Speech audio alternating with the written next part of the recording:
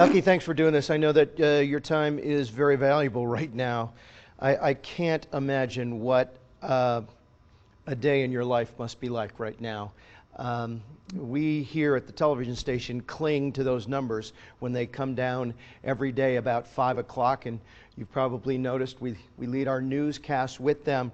But one thing I wanted to start off with is hospitalizations, and it seems the biggest concern right now for health professionals who have seen the recent spike is the fact that they believe that there is a very strong possibility that hospitalizations will spike in the next 2 to 3 weeks. Is that your concern as well?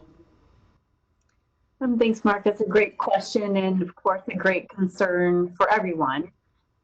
We are seeing an increasing trend in hospitalizations. We do expect that as the case count grows, we could see even more. But we also cling a lot to our data and our conversations with hospitals and ensuring that as we're talking to them, we understand what types of cases they're seeing, how they're doing. So in addition to seeing an increasing trend, from our conversations with them, they do seem to be still holding steady and doing okay. So, of course, we're concerned, and we're going to do everything we can to make sure that we continue to push those messages about stopping the spread of the virus. I want to talk to you and ask you about the number of tests versus the positivity rate.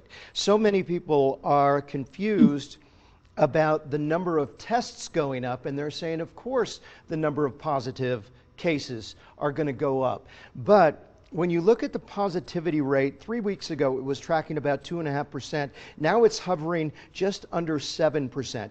Is that really a baseline that you're looking at to determine what the virus is doing? Absolutely. That's one of many measures that we look at. The positivity rate we have seen it increasing. But as we're looking at it, at first we were thinking that, of course, the more you test, the more you're going to find. But also, if you think about the more you test, the more negatives you might also have in there, which also impacts the lowering the depression of the positivity rate. But this is where we are, starting to get more and more concerned because we are seeing our positivity rates increase as well. Anything health professionals have been saying, anything over 3 to 4% is of concern, and as I mentioned, right now it's hovering around 7%. So obviously that has to be concerning to you as well. Yes, it is very concerning. That's why we want to make sure that we, the governor says this repeatedly in his press conferences, we really are counting on all of you as media outlets as well to help us share that message that this is a serious issue. We do need to take this seriously as a state. We all need to do our part, and it's extremely important that we put those protective measures in place that we've talked about on every single interview and press conference. Elke, we've gotten a lot of viewer questions about the results of the protests that we've seen here in southern Idaho in the last couple of weeks, and these folks are saying, well, with all of those protests and all of those people together in very confined areas, there has to be a result of that. Are you able to track that specific of those events and the positivity rates that come out of that? Yeah, that's a great question. And of course, any of these large events, we are always curious how they may impact our rates. Just look at Ada County, for example. We had the protests or the rallies that were occurring right after the Memorial Day weekend. And in a conversation with Central District Health, and they actually just shared this recently with the McCall City Council, same question was asked. They are saying that when they went to do their case investigations of the people who are testing positive, they aren't seeing an association back to the rallies that we saw here in Boise. Most of the cases that they are seeing have been related to bars, family events, and other mass gatherings, but not those rallies in particular. And I can't tell you without individual conversations with each of the health districts whether or not they have that situation happening in other communities, but that's not what we're hearing.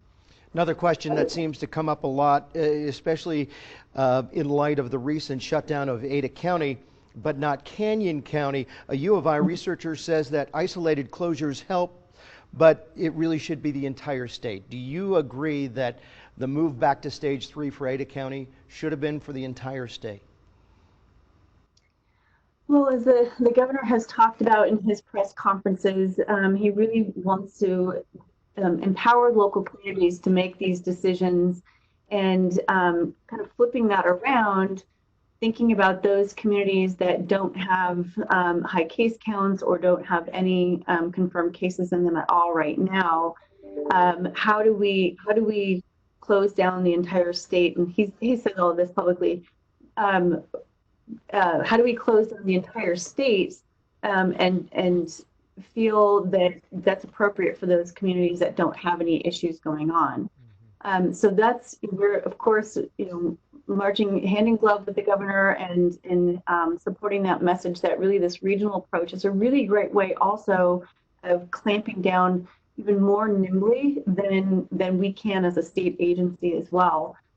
Because as those case investigations are going on, the health districts know really rapidly, sort of, they've got their pulse on the situation, and they can take more immediate actions, and they can also take a little bit more surgical approach to trying to find those individual events or businesses or activities that might be contributing to high case counts and address those at the root cause versus a blanket approach.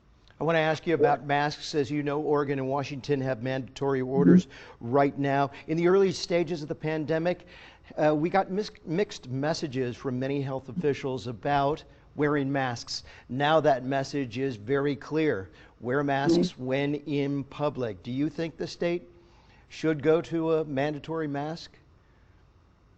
Well, I feel that the governor has been very clear in his messages that we all have to wear masks. They're super important.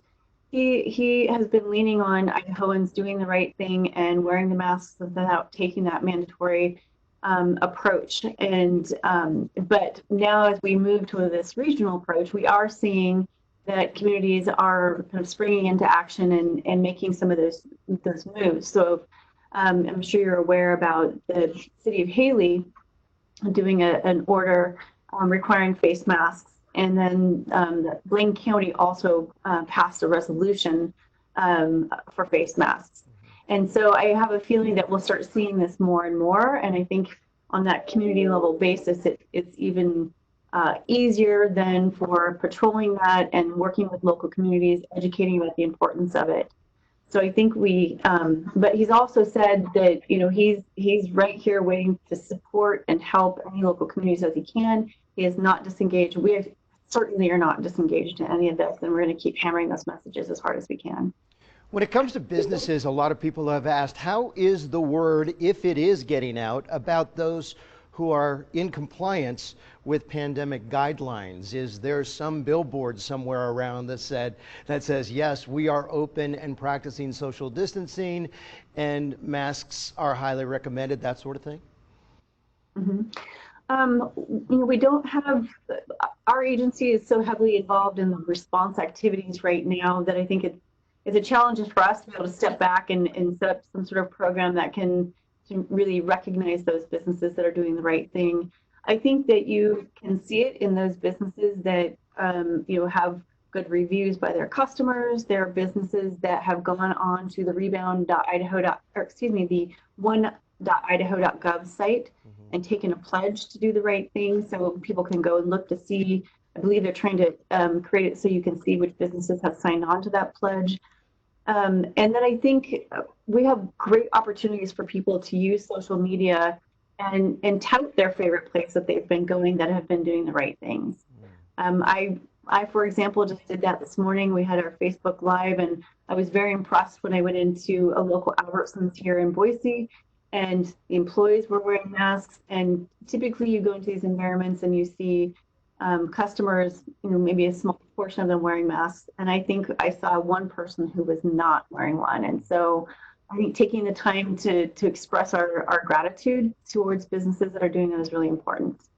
Have you had a moment, we've talked so much about all of the negative fallout from this pandemic, how it's hurt our society and what it's done to us as a community and a state. But have you had a moment in the last 2 months where you looked at something or someone and said, okay, there's something positive that has come out of something so bad? You know, I have. You know, I'm hopeful that other people are doing the same, trying to practice some self-care, getting outside. So my fix is to get out in the foothills here and go on hikes. And so I do spend a lot of time trying to find, you know, what are the grains of hope and the rays of sunshine in all of this. And I think that I've personally witnessed a lot of really positive things that have happened. I think, you know, we're seeing families come together. We're seeing families find creative ways of interacting with one another. We're seeing a whole new realm of use of technology in a work environment that we haven't explored before. We have new ways of kind of finding wraparound services and helping to support families in need, identifying, you know, where we have weak points in support for communities. And so I think that the list could go on and on. Of course, there's always the downside to this, and we see that every day with people struggling with their work and employment and income, and there's and loss of life, and there are some certainly some negatives. But I think finding these creative ways to engage with one another has been really interesting.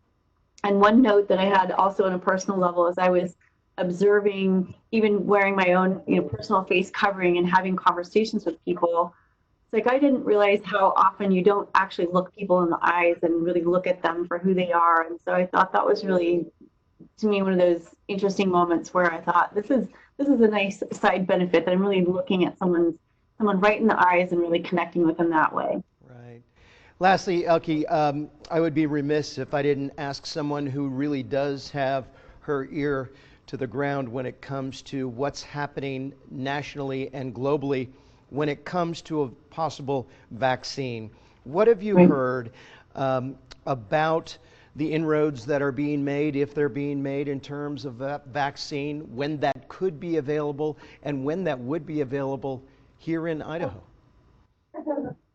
Yeah, that's a great question. We know there are several vaccine companies out there feverishly working, trying to create a vaccine for this. And we anticipate that there will be several that might come up around the same time. We've heard differing timeframes. It depends on which vaccine may be available. But in terms of preparation for those vaccines coming, we're hoping that you know, by the beginning of the year, we might see something maybe sooner. I don't want to state any date in particular because we just don't know. But at the state level, we're doing a lot to prepare right now. Our immunization program has convened a work group of internal and external stakeholders. We already have our through our pandemic flu plan and through our preparedness plans that we've had in place for decades. We've also have a vaccine distribution plan.